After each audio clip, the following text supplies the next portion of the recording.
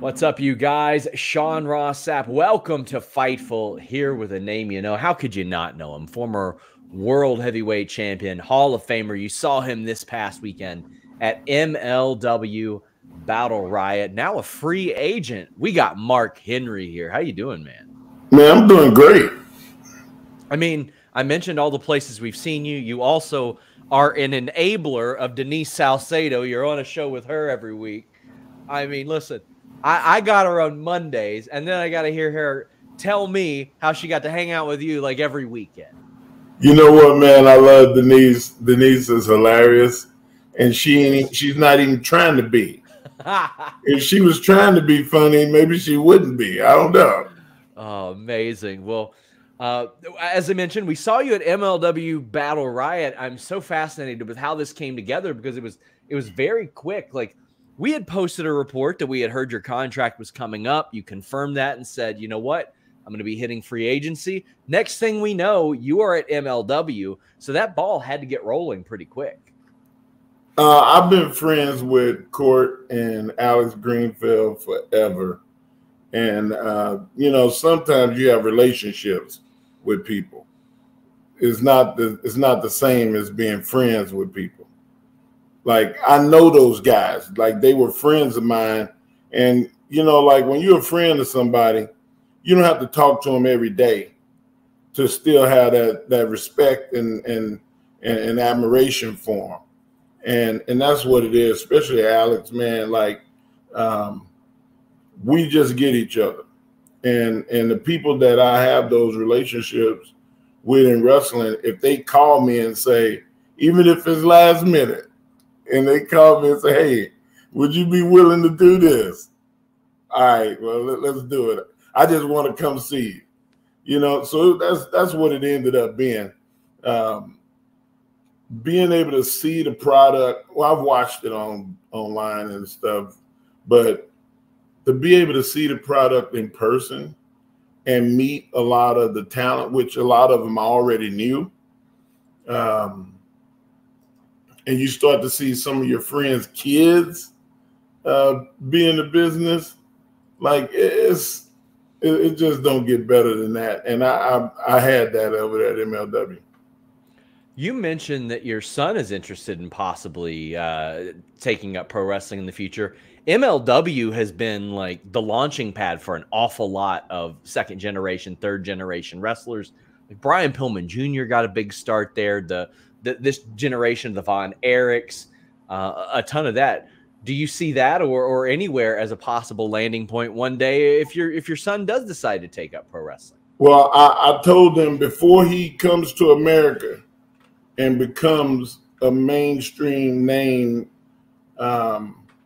he better travel the world first. And so he understands that he's going to have to go to Japan, that he's going to have to go to Australia, that he's going to have to go to Africa and Mexico and Canada and do tours for about a calendar year and work out all the bugs, learn to work out with different people's styles, learn to exist in locker rooms. That's the stuff that I didn't get. When I'm not going to do to him what happened to me. Yeah. You know, like that's what fathers are supposed to do. Jacob is a stereotypical second generation wrestler. His understanding of pro wrestling is elite. I mean, he can, you know, hell, I'll set it up for you. I don't have to be present. Sure. He can come on this show with you and you'll come away from it going, holy shit, like this dude he for real. Because his understanding of wrestling and the psychology of it, not just, it hurt me to break it to him. Mm-hmm. It was like at 11 years old, I had to tell him that Santa Claus wasn't real. Yeah. You know, for wrestling. And that what we do is based on psychology. And sometimes it's the Bible. Sometimes it's simple, good versus evil, fast versus slow. big versus small. Like, learn to tell a story in every moment. And he was like, but y'all fought. And I'm like, baby, we went at each other, but we know what we were doing. Like, we're professionals. And one of these days, you're going to be a professional. And when you get there, you're going to be one of the best of them. And but it comes with a price to pay. It's like that, the montage from the movie Fame. Yeah. Or the TV show, and they tell you that it's blood, sweat, and tears, and you got to sacrifice. And that's pro wrestling. Like, you give a piece of yourself every time you go out there. And everybody's got a bump card. And at some point, you know, it fills up and it's over. And you want to be able to make that stretch out over 30 years and not have it fizzle out in 3 or 4 years. So he's been trained to be a guy with longevity.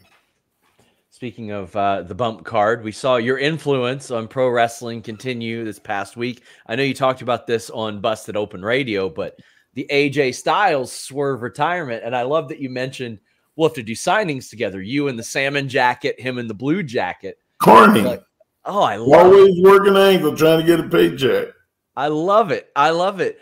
How did you feel? I mean, you know, that is one thing. Everybody drew the comparison. Like, even when I tweeted it, I said AJ Styles still has a lot left in the tank. Like, your influence there was felt so strongly. How did that feel for you to see that romanticized so much by wrestling fans? I loved it. I feel a sense of pride when I'm being honored. And, you know, WrestleMania, Bianca Belair did a Mark Henry spot and walked up the steps and pressed her opponent into the ring. And, you know, like, whenever people do stuff like that, Braun Strowman did it several times. I just feel like a sense of accomplishment. It's like, you know, you feel like a proud papa. And, you know, I got a tweet or a text message from AJ Styles saying, man, I hope I made you proud. And, like, it made my eyes well up. So, like, having an effect on people is sometimes greater than you doing it yourself. Yeah. I don't know if I explained that properly, but no, I get it for like, sure. I felt in my heart enough to make me tear up. So that was pretty damn special. I think that you have the most appropriate theme song in the history of pro wrestling. Like, every time I heard that music and I saw you walk into the ring, I was like, yep, I believe every lyric, every word that 3-6 Mafia is saying right here. I believe somebody is about to get their ass kicked. What was it like for you the first time you heard that and you were told this is going to be your theme song? Because it is so identifiable now. Well, when I first heard it, there were no lyrics. Okay. It was just the music. And at that time, Jim Johnson had me talk to Juicy J, and we talked for about an hour and a half. And I told him about my childhood and where I came from and my mentality. And he was able to pull from what I said and write that song. And this is a guy that won a Grammy just a few months before. And we talked about Memphis. I spent a lot of time in Memphis. I had been, you know, Memphis was the first wrestling territory I ever worked in. There were still territories when I came into wrestling. That tells you how long ago that was. And that 28 8 years ago, to be in Memphis with Jerry Lawler and working, like all of the territory shows around Memphis, man, I grew to love Memphis. And when I mentioned that and started telling him, oh yeah, I know that place. So we hit it off. So I knew he was going to do a good job. Yeah. Once when I left that conversation, I couldn't wait until I heard it. Like it was 2 weeks later, I got the TV and they said, "You want to hear it?" And I was like, yeah.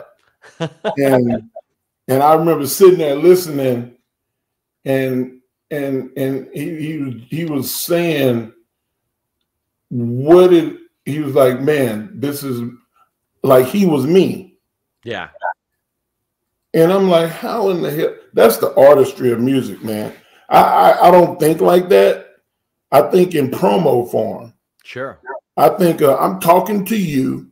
I want you to see and feel what I'm saying to you. Look at me when I'm talking to you, like that kind of thing. And now when you do that, people, they'll look at you because you commanded them to do something. And that's what people do with music. And he did that. I mean, I've had 1,000 people come up to me in my life. Hey man, your song is on my workout playlist. Whenever I get ready to do a heavy bench, a heavy squat, I got to play somebody's going to get it. It's so good. So yes, they did that, man. You also made your imprint in AEW. You got over just saying it's time for the main event. It's so good.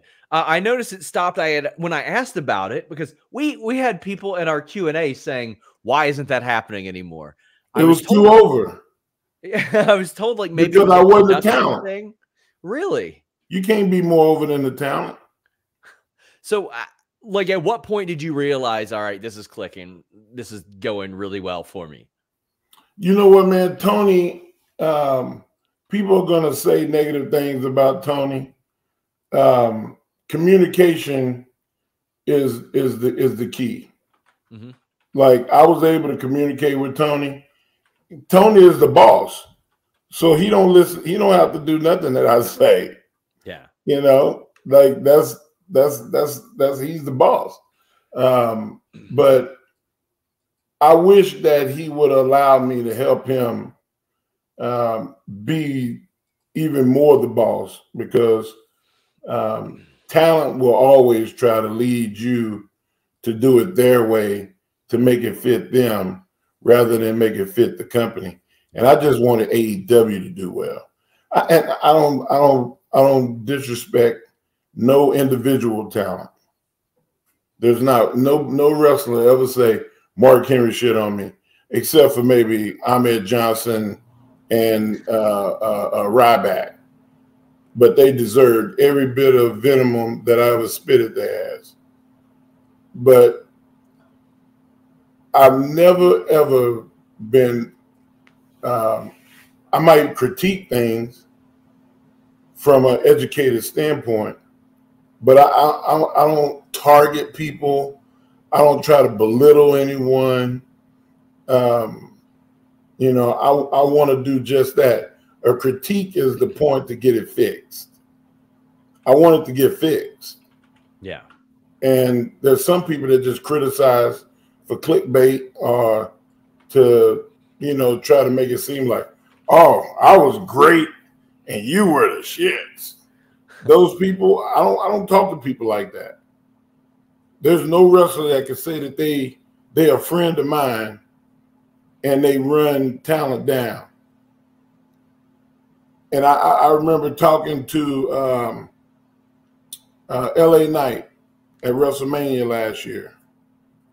And he came on the show and I said, you know what? I'm really proud that you have been able to find your way and make things yours, because there was a time when I was very critical of you because you did more copying than you. Mm-hmm. And he said, yep, I remember you. You were pretty damn critical. And I said, look, if you felt like there was an issue, you should have called me. Yeah. There's 1,000 people over there with my phone number. And if I thought that somebody that I had respect for or that I knew could teach me something, and they said, you know what, Mark, you're good, but this is, you might want to try this or do, I'm going to listen and I'm going to try to fix it. That's why I had success. You don't become a world champion in 3 sports that have nothing to do with each other because you that damn live. God gave me some unusual gifts and a lot of confidence. But he also allowed me to be humble. And he allowed me to realize that I don't know everything. And to be teachable and coachable. And that's been kind of the groundwork of my success. You mentioned your incredible physical capabilities. We all remember your feat of strengths that you would show off in WWE. Were there ever any that WWE pitched and you're like, that's not humanly possible? Or anything just completely out of the blue that you're like, you know, I don't know if any human can do that. You know what? When I pulled the 2 semis, yeah, I had never done that before. Okay. And when I did it, it looked too easy for Vince. He said, "Wow, that's impressive." He said, "But it was easy. Can you pull 2?" And I said, "What?" I said, "That was 17,000 pounds." He said, "Oh, you could do 2." And yeah, I ended up doing 2, but my ankles and feet hurt for like a month. It took me a long time to recover. Like, I mean, it really, really hurt me. And that's, you know, you just have to be able to monitor. I'm not complaining or put no blame on Vince. Like, you know, yeah. People in television are always going to push you to do bigger and better because we don't have CGI. Yes. We don't have smoke and mirrors. You either can or can't. And luckily enough, I could. But I'm more impressed, like, you know, my lifting accomplishments, you know, speak for themselves. But the fact that I had at 375 pounds to have a 9-foot standing broad jump and a 33-inch vertical, I challenge anybody in the world to go find somebody. Go find them. See if they exist.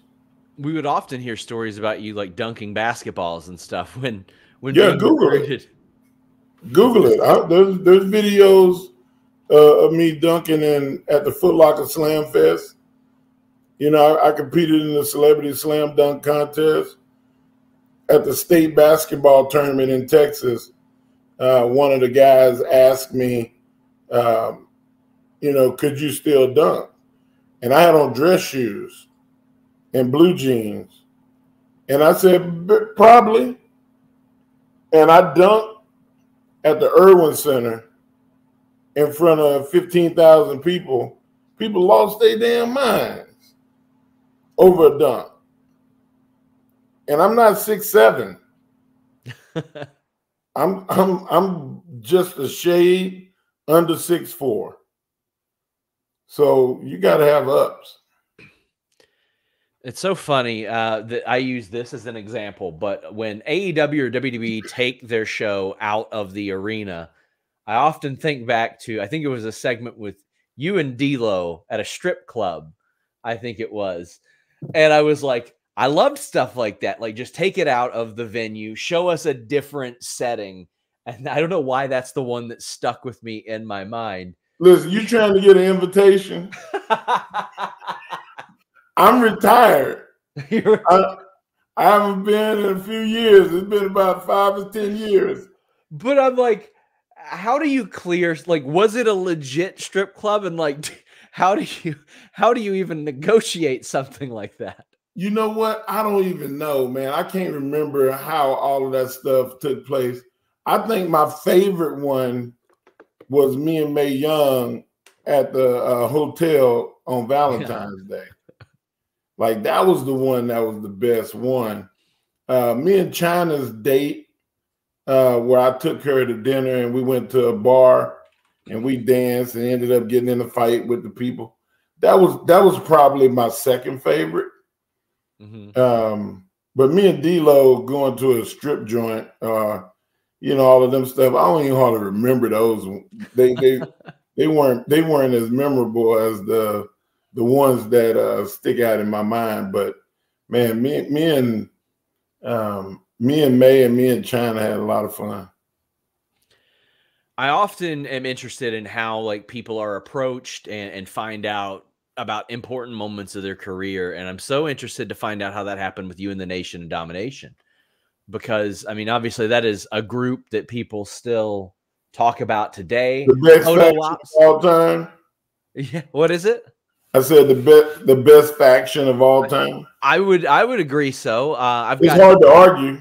I know, especially considering the pedigrees that happen both prior and after, where you've got like 3 or 4 world champions involved in one faction. How were you first approached about that, and what was your reaction? I think it was the first person that said something to me was Vince, and then Ron Simmons and The Rock both said, hey, you need to go down to the ring because you know, they want to talk to all of us together. And I'm like, all of us? Who is us? You know? And then Dwayne proceeded to telling me that, yeah, it's going to be my thing. I'm going to bring you into the Nation to help us. And I was like, oh, shit. Like, I was in shock. I was like, man, this is awesome. And I was kind of like the heavy, like the fold your arms bodyguard type of dude at first. And man, it was a surprise that they were making me. I just thought that I was gonna go out there and do something with them, and it was like a one-off. I didn't think that that's what Vince meant when he said that he was gonna put me with him tonight. It's incredible. It really is.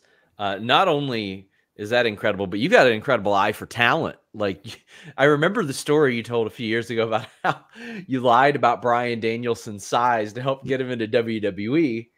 And everybody knows about your influence in getting. He was good though, man. I know. Like, I mean, I say that like you don't know what the hell I'm talking about. Like, I saw him on TV, like he was on an ROH match. Well, he was actually, I saw him on ROH after the fact, but he wrestled some spot show in Canada. And I just happened to be in Canada. And I'm looking at flipping the channels and I see this dude in burgundy shorts wrestling somebody. Paul Burchill, somebody, he was wrestling somebody. And I was like, this dude is, you know how you get excited and there's nobody to talk to? Yes. Like, I'm in the room, like, looking around like, yes. Damn. Like, wow, this dude is good. And I called, who did I call in Canada to see if he knew the promotion? Damn, the Jimmy Corderas. Oh, yeah, the referee. I called Jimmy Corderas. I said, Jimmy, what is this wrestling company so-and-so? I can't even remember it now. It wasn't Stampede. It was something else. And he said, oh, yeah, I know that guy. I said, man, call him and ask them who this guy is. If they got the information, like, how can I get a hold of him? And I called him. I got his phone number. And I said, hey, man, this is Mark Henry, man.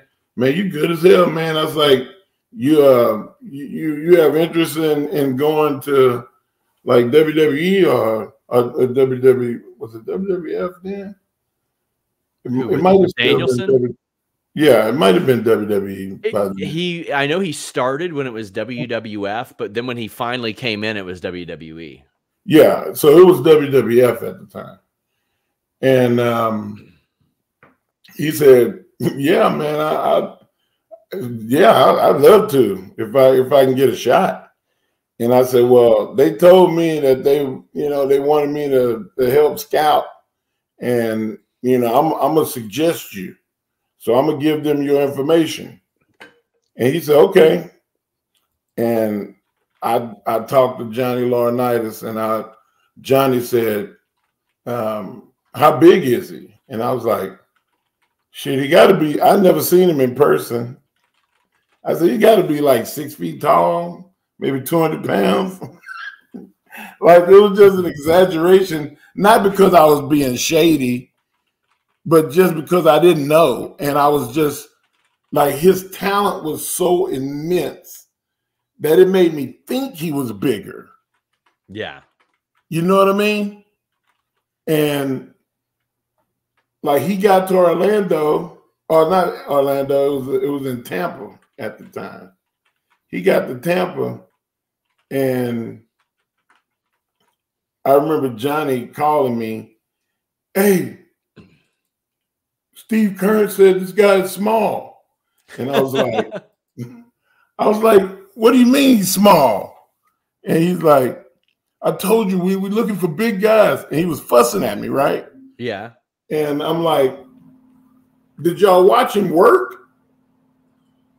And he's like, "Well, I haven't seen anything. I'm going over there tonight, for a little while." And then about 4 hours later, I get a phone call.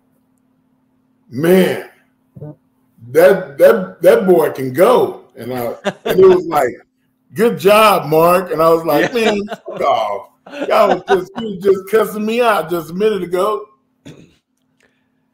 And it's not even just him. Like, Braun Strowman has credited you for finding him. Jade Cargill, Apollo Crews, who had a name on the indies, and a lot of people were saying that, but you putting your stamp on him really helped. Yeah, Baron he was Corbin, in Japan.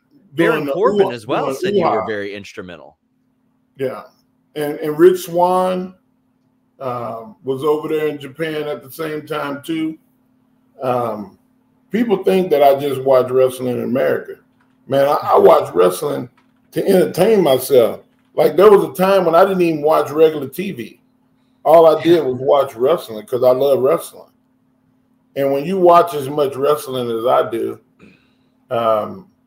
you just have an understanding of it that's greater than the average. Not even average, even the elite guys don't always see what I see. I see it before it happens. So I see people like Bianca. I saw Bianca at a CrossFit deal. And she's supposed to be trying to win a CrossFit competition. But she was exerting energy that she didn't have to exert. She would do a clean or snatch, throw it down, do a cartwheel, go to another lift, and then she would like do a lift, and then she would do like a backflip, and then she would run. I'm like, what is she doing? Like, she was an entertainer. Yeah. She was designed to be a pro wrestler. So when I see people that are in their gifting, I go, "Oh, you're in the wrong place. You need to be over here." And so that's kind of like my gift, is just being able to see it before it happens. So as we wrap up, a reminder, everybody, check out MLW every week. But you always get it. You always have people tweeting you about it. It's been 6 years since your last match. Have you put that to bed, the possibility of doing another one, or are you keeping that option open? I got about 5 bumps left in me. Okay. And they won't happen for about 3 years. Okay.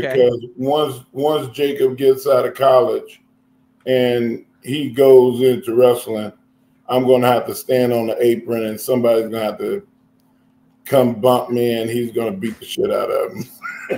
There we go. There we go. I love it. I love it. Man, I could talk to you about wrestling all day. I learned so much just listening to you. You guys can learn an awful lot listening to Mark Henry on Busted Open all the time. Check it out. If you can suffer through Denise Salcedo, you get to hear Mark Henry. Leave her alone. That's the reward for like the suffering through Denise Salcedo. But also check out Mark on MLW as well. Mark, I want to thank you so much, man. It's been a long time coming. My first time interviewing you. One off the bucket list for sure. Well, man, I enjoyed it, man. Like, you're not as horrible a guy as people perceive you to be. See, I'm a great guy. I am a great guy, verified, wonderful guy. So, Ross, now you got to go to themarkhenry.com and check out the Remarkable brand, because there's going to be a lot of other athletes on there. And I'm going to shine the light on some talent that need to have the light shined on them. That are not getting the attention that they need or deserve. You know, just keep your ear to the street, because I'm about to do something that's going to be pretty damn impressive in the world of pro wrestling. And I couldn't do that as an employee. I had to be my own. I had to be my own boss. We encourage everybody to check that out as well. Guys, until next time, we're out.